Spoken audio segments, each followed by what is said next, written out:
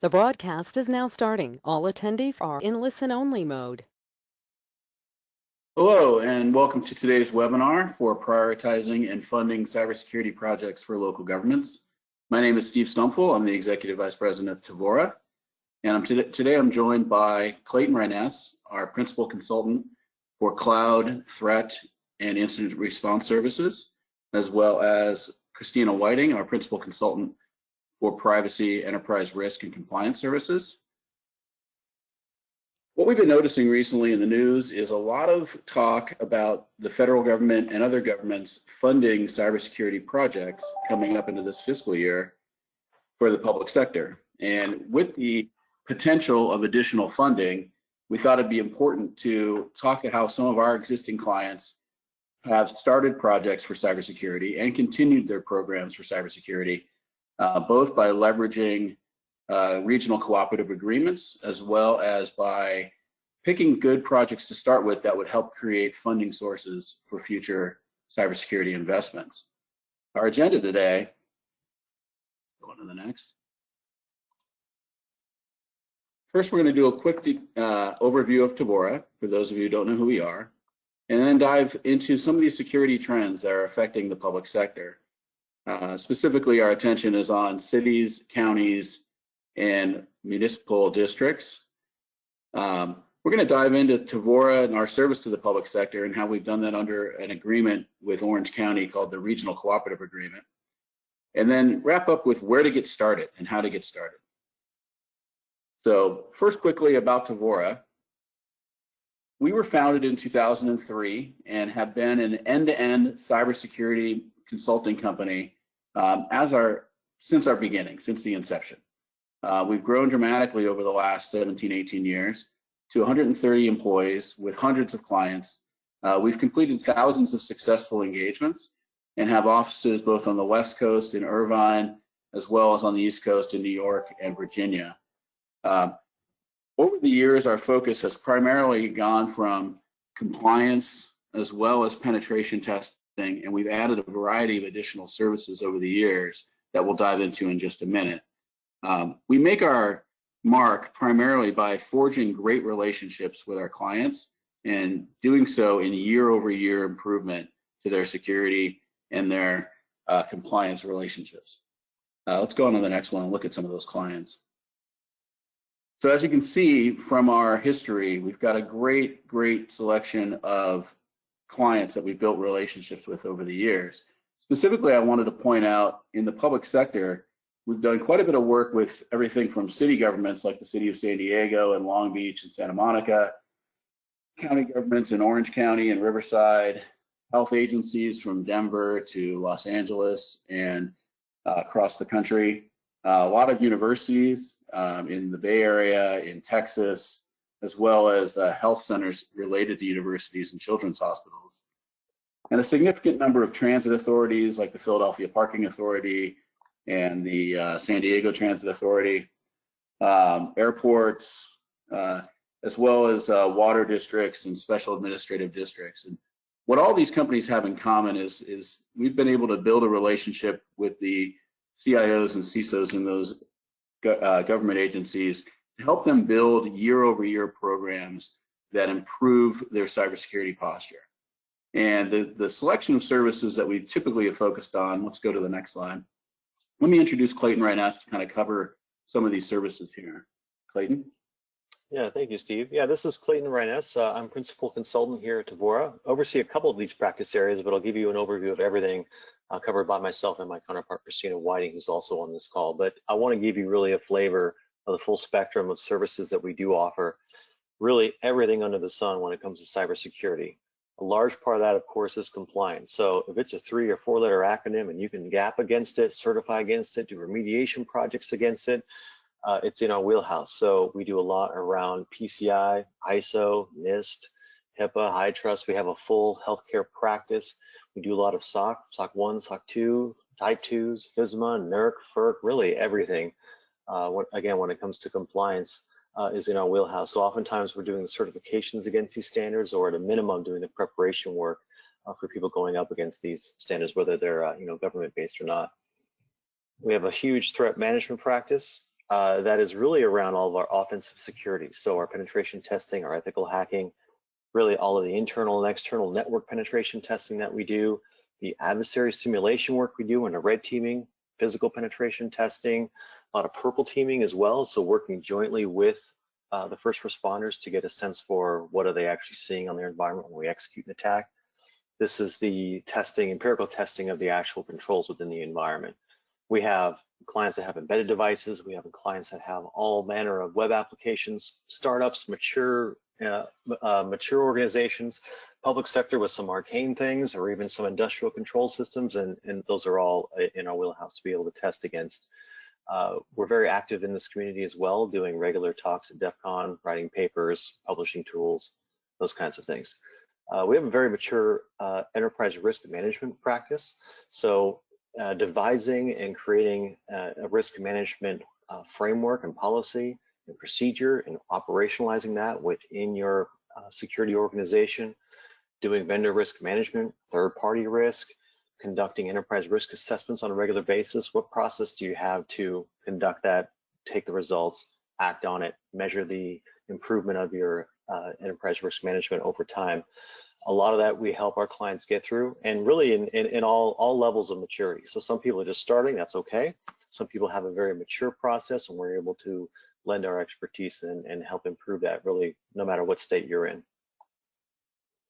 We do a lot of incident response. So this is your retainer-based IR services, which is, if you have a problem, call us. We do a lot of proactive work, including compromise assessments and readiness assessments. That's basically, hey, have I been compromised, or can Tevora find indicators of past compromise? If there is, we can act on that. We do traditional forensics and also blue team simulation work, which is, we can go through and put indicators in your environment and get a sense for, do you actually see what's happening? Oh, if you don't, then hey, take these actions, etc. So more of a coaching of the first responders. And that goes in very closely with the purple teaming, and the reason being is it's less adversarial and more, and really more, I think, productive, and more, it really aligns to more of a training and improvement type project versus something more punitive, for instance. So we also do tabletop exercises, so running through mock scenarios of incidences and getting a sense for, do the first responders actually know what they're supposed to be doing? And are they doing it properly? Cloud security, really born out of our compliance practice, headed by a gentleman, Chris Callis, who really has done a lot of our compliance work in certifying clients that are in the cloud and cloud only. So just about everyone has some kind of cloud footprint. It could be something that's pre-production or the developers are tinkering with, all the way to a cloud first type strategy. What we typically do is help people align the security aspect of that. Oftentimes we're coming in after AWS professional services, they ported your application. They do a great job at that. But security the security portion, including identity management, authentication, infrastructure as code, the immutable security, improvable security aspects are sometimes not quite there. So we can basically be that overlay to help ensure that that migration goes smoothly and securely, and oftentimes quicker when you've got the right people that are going through and doing and helping with that cloud migration. Do a lot around data privacy, obviously GDPR in the last few years, and CCPA now, aligning privacy strategies to NIST or ISO, and really just about any data privacy standard that is out there. So it's a matter of understanding what privacy risks exist based on how you operate, what obligations do you have legally to be able to have, retain, and distribute data. Do you have the right access controls in place? Do you have the right policies to be able to govern the management of that data privacy program over time? And finally here, really security solutions, which is we do reselling. We partner with everybody, but really beholden to none. We keep most folks at arm's length, and the reason being is we like our objectivity.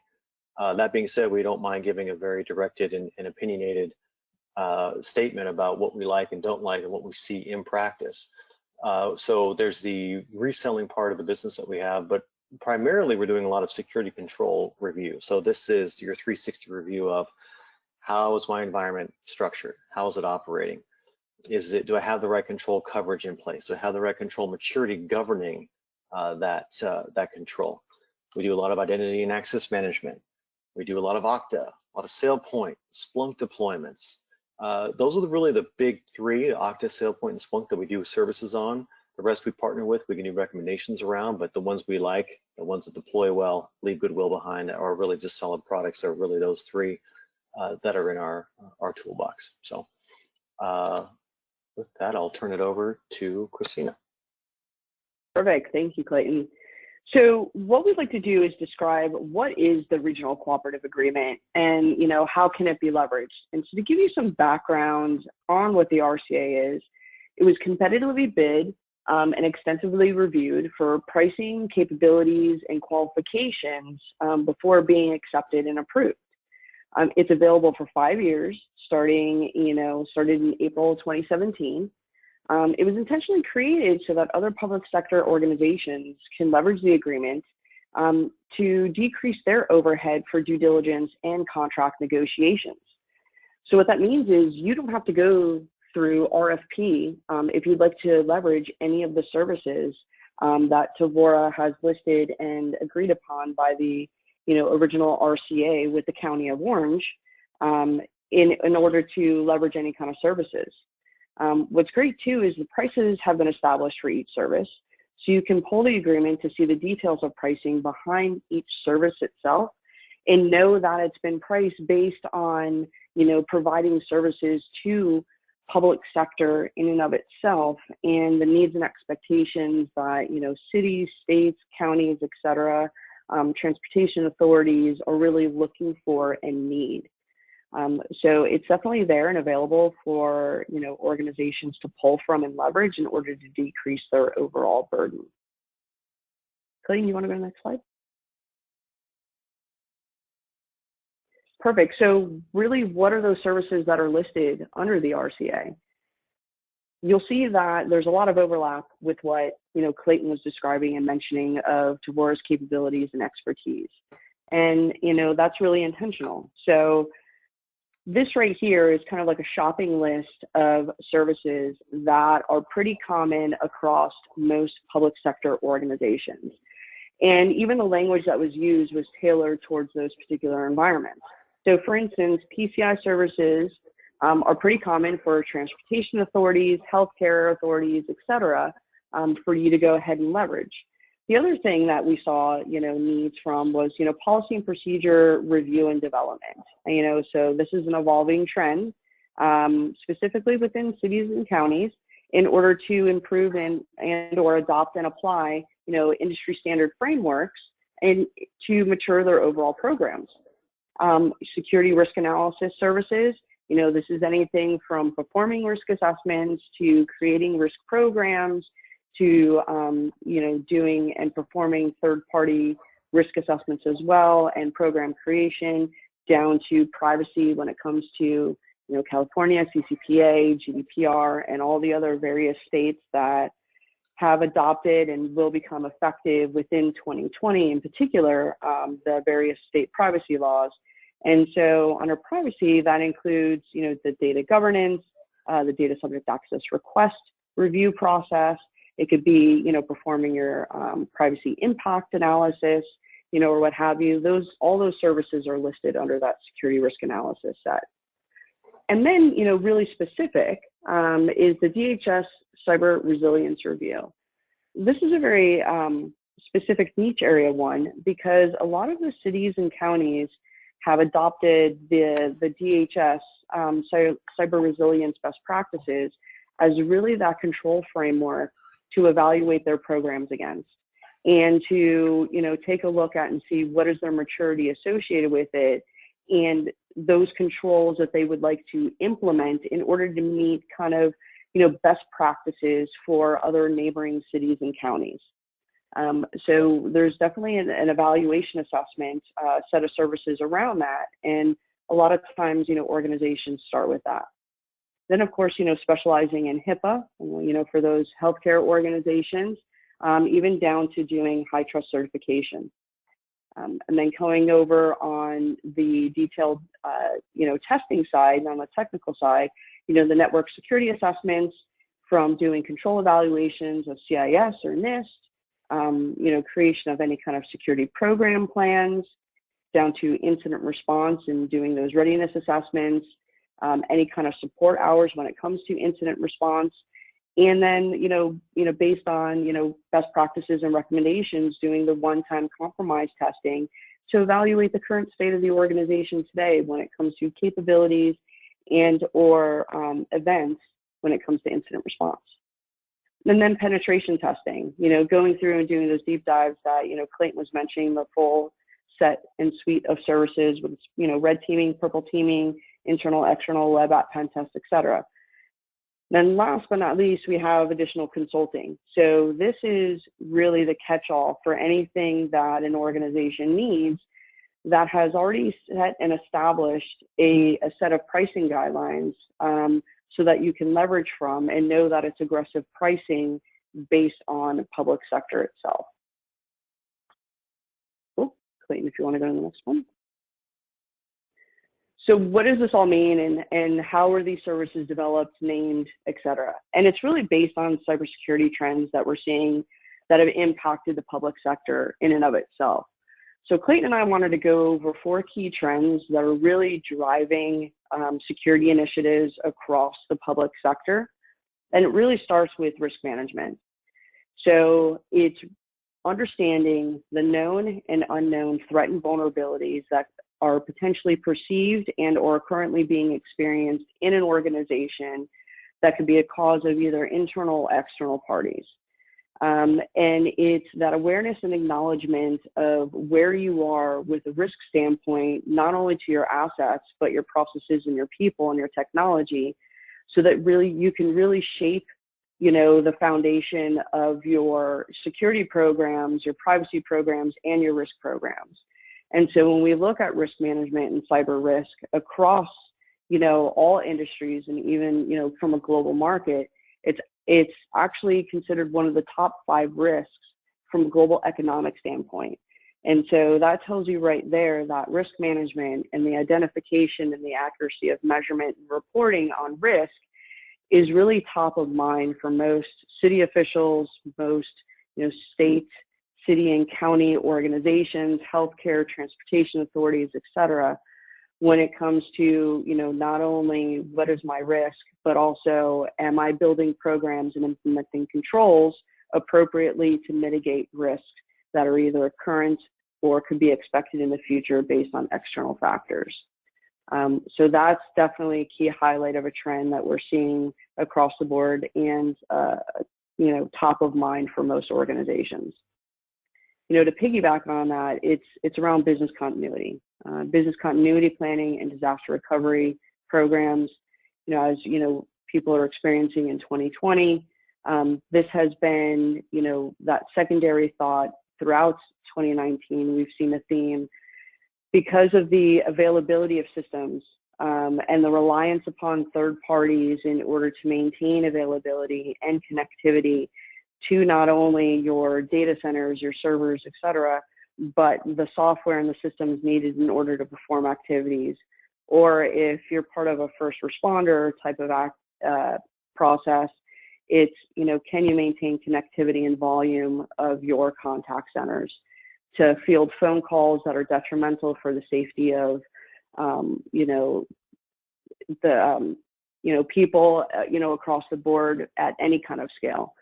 And so, making sure that you have a program in place that's right size and that is flexible and agile in order to meet various needs based on, what activities are currently going on from any kind of, incident is important. And so, the trend in 2019 was to start to create thresholds of, what do we need? Where can we look at, scaling back, certain services? Where do we need to ramp up other services in order to support the needs and expectations of, their own personnel and what they're supplying to civilization as a whole? So that I'll turn it over to Clayton to go over the next 2. Yeah, sounds good. So I wanted to touch on social engineering and the phishing and spear phishing aspects specifically, given the impact we've seen in 2019. So spear phishing, I think we all know what phishing is. With spear phishing, for those unaware, it's targeted specifically at one particular person with a lot of context that makes it interesting to that particular person. So what we've seen is a lot of people go through and do their commodity phishing testing, right? Your Wombat, your other tools like that. Those are great tools. However, that's only one aspect of it. So what we want to focus on and what's important is those targeted attacks, number one. But more importantly, we actually see a lot of incidences where there is a credentialed phishing attack. So what that means is, and we've seen this just about on every incident we had in 2019 that we responded to had a phishing component. So maybe it didn't start with phishing, but phishing was a key part of how it spread and how persistence was created in that environment. And what I mean by credentialed phishing is basically stolen credentials. So we phish somebody, get creds, and then we can basically authenticate to Office 365 or G Suite or wherever they're doing their emails and send legitimate emails. So these are authenticated real emails. It looks like they came from a real person because they came from the same session or created through the same credentials that a real user would actually use. So any kind of MTA or mail transfer that you've got that would do kind of anti-phishing checks. Obviously, we're bypassing that since we're coming in as an authenticated user. But nonetheless, those are the most vulnerable phishing type attacks. It's hitting your most vulnerable users and it's using the most legitimate means possible. And oftentimes this is completely untested, especially in public sector. So we often get asked to do your network pen test, right? Internal and external, maybe some wireless, and potentially a web application if that's applicable. Anything with a form or field would be interesting, but normally folks are stopping short of the social engineering. And we see a little complacency here. It's like, oh, well, I just know you're gonna be able to phish people, right?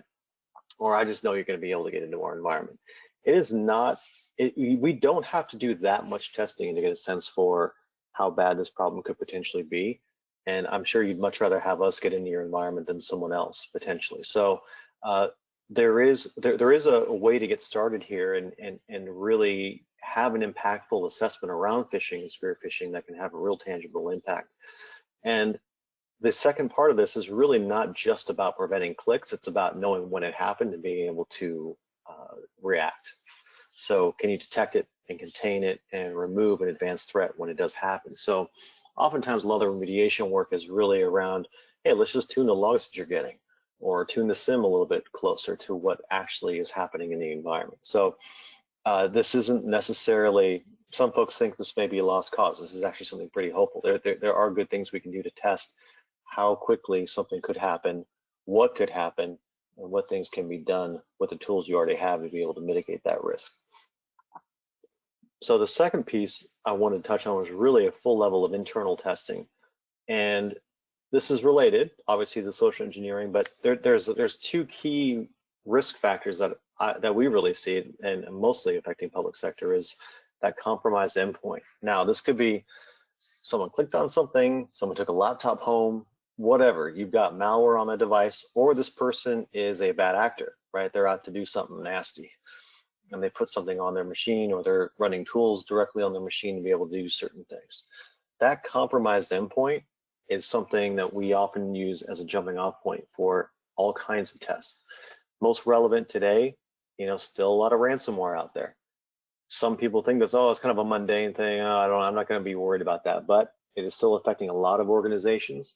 And what we often do is use that compromised endpoint as an assessment for how susceptible are you to a ransomware attack? How quickly could it spread? What's the kind of worst, best, and a kind of okay scenario that you could play out based on the compromise of that endpoint? And the bad actor, right? Same kind of scenario. What could this person potentially get access to? And the key thing that really limits scope of data breaches is knowing when things happen and what was done. In the absence of logging, where you don't quite know what things happen in which order, you're met with kind of the worst case scenario where you don't quite know what happened when. So there are some things that can be done to help mitigate these attacks and contain them. So a level of network testing from a compromised endpoint scenario is very useful. It also meets the other requirement or objective or best practice, if you will, of just knowing, hey, there are 0 days for software, including Windows, Mac, anything in the Office suite, any kind of commercial software, 0 days exist and they will get exploited, and what would that look like?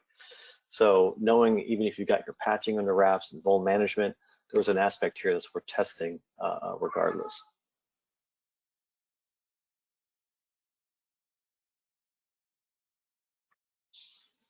All right, Perfect. Christine, So where to start? Yeah, absolutely. So where do we see organizations be most successful on starting with certain engagements? There's really, a kind of a pattern here that we're seeing organizations take when it comes to the type of services that they're selecting and how that makes a positive impact and progress on their security programs themselves. And so a lot of organizations start with that risk assessment process, really evaluating, what is going on today. It's taking a look at the processes, policy review, controls review, the tools and the systems that are in place in order to support the organization, the type of training that's provided throughout the organization, the breadth and depth of that coverage, and really how effective, those policies are and that governance model is in order to truly identify, what those internal and external factors are that need to be weighed in order to either assess the current state and or advance it to the next level that the organization is looking for, to either move it from a reactive and a discovery standpoint to a proactive and maturing organizational security program. And so, performing this risk assessment, whether it's the DHS Cyber Resilience Review or whether it's a traditional enterprise-wide or services-specific risk assessment, really gives you that overall comprehensive view of what's happening in the organization from a cybersecurity and privacy standpoint. I know Clayton's going to jump into the two technical areas, but I'm going to kind of fast forward a little bit on the BCPDR and the metric side and then kick it back over to Clayton. So, piggybacking on the risk assessment, you do the technical reviews that Clayton will go over. But also it's the business continuity and disaster recovery process. So it's, completing a business impact analysis by identifying the needed set of technical systems, software, people, and physical facilities that you may need access to, and what the reliance is on, those processes and how they overlap in order to perform continuity of services in the event of a physical disaster when it comes to any kind of environmental, tornadoes, earthquakes, hurricanes, et cetera, down to, pandemics, and even into, unfortunately, what, a lot of cities and states review or, bomb threats. So how do you maintain, connectivity and, reliancy on services as you go through? And so organizations start with the business impact analysis, then continue on with that business continuity plan. So going down to the facility and identifying scenarios that are most likely, going to occur. So you identify 5 or 6 of them.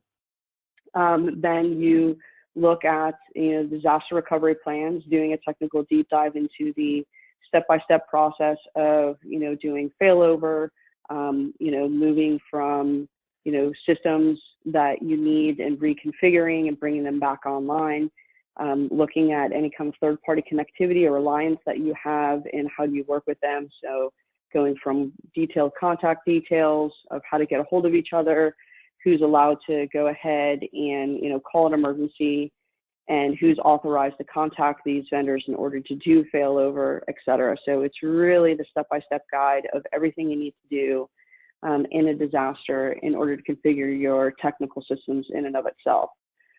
It also includes, we've seen be very successful on the BCPDR standpoint, is doing tabletop exercises. A lot of organizations have seen success on this because you're able to get and pick a scenario, gather a team together, and in a very shortened period of time, whether it's a couple hours or a day, really run through the exact scenario itself as if it were occurring. So that way you're educating individuals on the process and making sure that they're up to speed and ready to go if you truly do need to enact this in real time. But it also allows you to test the program to say, as it is written, is this reality? And so it gives you an opportunity based on the results of that tabletop exercise to go back and update your BIA, your BCP, and or your DR plans, so that way you're constantly iterating on it and updating it with any net new streamlined processes and or technology that might have been implemented since the the documentation has been written. And then really, as we see as an end state, to kind of finish some of these and bring it all together is metrics. You can be performing all of these activities, but how do you communicate it to stakeholders? How do you know you're making incremental improvements in the organization itself? And it's really around identifying the needs and expectations that stakeholders have of what they'd like to see and what makes the most sense based on the culture of the organization. And so it's developing a set of key risk indicators and key performance indicators to know that what you're doing is making progress, or to know what the state of cybersecurity is in the organization.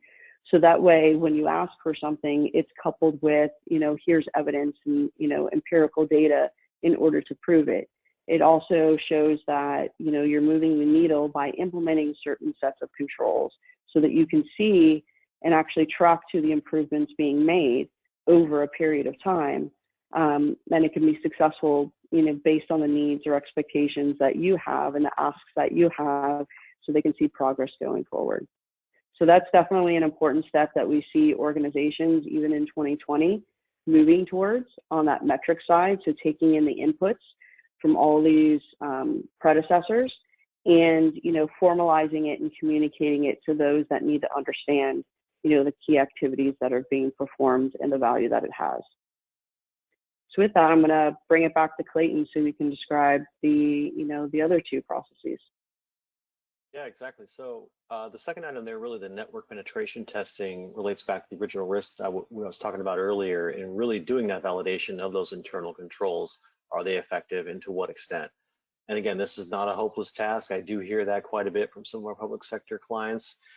You do want to have us do this versus having a surprise, and oftentimes management's wondering, why has this never been tested? And oftentimes we're going through and doing those testing scenarios that are relatively new. So it can be a relatively brief engagement. A week or two is plenty to do some of these tests, depending on the size of your organization, and oftentimes can create very, very meaningful and important roadmap as a remediation item. So we prioritize all of our findings. You'll understand the risks involved.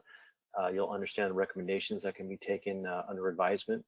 But what we've seen is the ones that have done this with us initially have seen a drastic improvement in their security over time without having to layer in a bunch of tools or processes or headcount or what have you. So there's always a level of improvement that can be done. I definitely want to stress that. And it's related very closely to the second one here, which is really the controls assessment. So they're kind of two sides of the same coin. There's the empirical testing of controls, and then there's the review of your controls and how they actually work in practice, more of a top-down view. So that is really done within the lens of what control framework are you comfortable operating in, and what's the right level of control maturity based on your organization. So I always like the example of, hey, if you look at CIS top 20 critical security controls, number one is asset inventory. Well, if you have a small environment, asset inventory can be just a clipboard on a nail in the server room, and that's enough. And when you think about it, you can go around and do that inventory on a routine basis. Not a very mature process, but a complete one, and maybe commensurate with the risk posed by how you operate, and that's okay. So what we want to really stress is you don't need CMMI level 5 security controls for this, like you're handling state secrets or anything. But there is a level of control maturity that makes sense for you based on, again, the risk of how you operate and the data that you hold. So that's really what we tease out of the controls assessments. It's control coverage, and then control maturity, right? The governance of that control over time. And is that at a level that makes sense? So we really pull out both of those things. So really those two combined give you a good view of, hey, what's the practical impact from testing? What's the theoretical portion of how I need to be operating my security operations team and security operations in general? And do I have the right level of control maturity? So oftentimes folks are generally concerned with one versus the other, and that's always a good place to start. The controls assessment gives us a complete view of everything. So it's a full objective 360 view of the security program. And what we often see is there's usually a blind spot. So sometimes security shops have been focused on one or two things. Those one or two things are in very good shape, but it's items 3 and 4 that maybe haven't been designated as being important that may have a real impact on the security of the organization. So it's good to get some perspective on there as well from a third party who's seen a lot of different environments. So that again is a very good starting point for getting things rolling. We have some questions. We teed up a couple questions here, and this is again based on the conversations that we had. I just wanted to head off a couple of these here. Christina and I did. You know, we've had some public sector clients work with us in years past under the RCA, and even before. They've done a risk assessment and a pen test. Sometimes that's been mandated, but oftentimes we get the questions on, well, when do I need to do this again? We generally advise this to happen on an annual basis. So your risk assessment as a prelude to building your own risk program is good, but if you need a third party to validate that risk, it's always good to have that happen on an annual basis. Obviously, things change very quickly in this industry, and doing this on a routine basis is imperative. Ideally, you're doing it more than that, but oftentimes a third party can help assess at least on an annual basis. Same goes for pen testing. Threat landscape changes, attack scenarios change. Ideally, there's a level of vulnerability management, threat management you're doing internally, and it's good to have a third party validate that on a routine basis as well. So at least annually is what we're recommending, and that's pretty standard. If you're think a high risk organization, or you're going through, say, a major forklift upgrade, or there's a major structural change, you may want to do a risk assessment or a pen test more than that, but generally 1 year is a pretty good place to start. Yeah, and that's coupled with, you know, I was just going to add to that, Clayton. So that's coupled with, you know, if there's any regulatory, legal, privacy requirements that you have to abide by, really that annual requirement is baked into, you know, whether it's PCI, HIPAA, HITRUST, GDPR, CCPA, you know, SOX, whatever. They all do specifically state annual requirements around risk assessment and pen testing.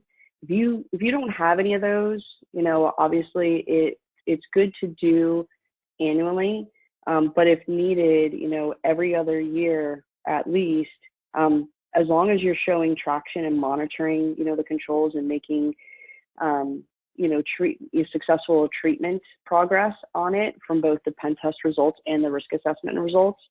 So the one challenge that we've seen is, you know, if an organization has a number of, you know, risks and pen test findings, and they're trying to correlate it and implement tools, and you know, implementing those tools takes, you know, 1.5 years to say 2 years to do. As soon as the next pen test and the, you know, risk assessments perform, they're going to identify the exact same things.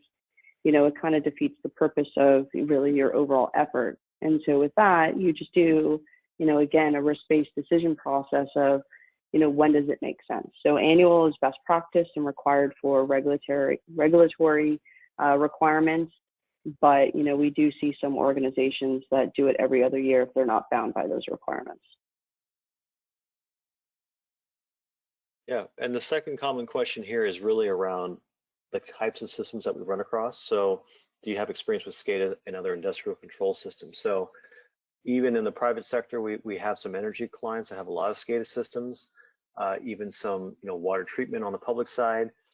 We've really run across all kinds of things that are very specific to particular sectors that have very specific equipment. So there's a lot of embedded systems, a lot of industrial control systems, even in the private sector, things that, you know, like warehouse picking machines, or things that like pulls parts off the warehouse and out of the warehouse and packs them.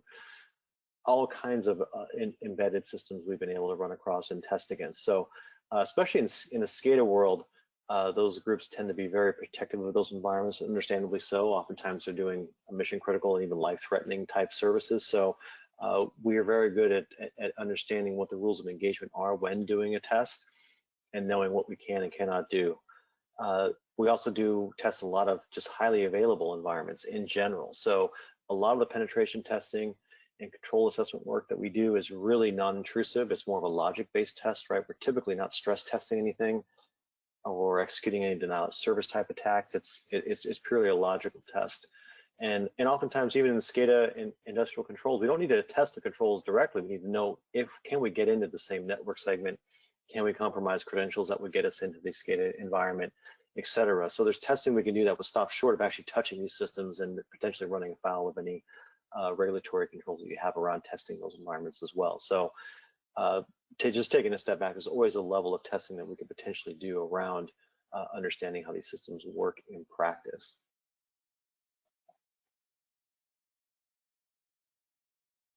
Anything you want to add there, Christina? No, I think you definitely covered it. It was great. Sounds good. I'll open it up for questions here. Are there any questions from the group? Yeah, I've been monitoring the chat, and it seems like, a lot of the content that we've covered, throughout the discussion has addressed, some of the questions popping up from people. All right, sounds good. Well, I think if there's no more questions, we will conclude this webinar. Steve, any closing thoughts here? I just want to thank everybody for their time and attention, and thank you, Clayton and Christina, for your insight. Really appreciate that. And for those interested, this will be available for us to send out to you. We will reach out proactively and get you a copy. Thank you, everybody.